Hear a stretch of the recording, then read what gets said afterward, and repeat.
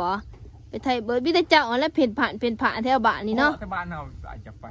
หวย แล้วมีเมียแล้วมาไปเนาะไทย บ่หวยได้เมีย2 คนก็ดีตัวไปหาเงินซอยกัน บนน่ะไปกันได้ไล่อยู่ดอกเดือนหนึ่ง บ่30,000ไปได้เมีย2 คนคนละหมื่นนะ เซาแอนนี่เล่ากันไปหาคนเดียวแล้วเนาะก็ได้บ่หลายปานใดดอกเนาะโอ้ยเราไปหลายปีเลยนะ เดี๋ยวมาหน่อยนึงเพิ่นว่าอันนี้ดีแล้วให้เซาแอนจ่ายมื้อนี้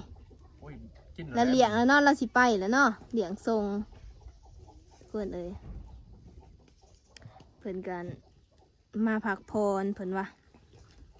ที่งานเมื่อย ตามโพดบ่เนี่ยโอ้ย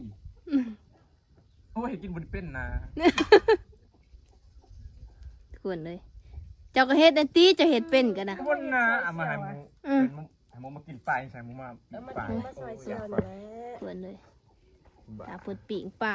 เผาป่าสมชื่อว่าเผาอหลีเนาะ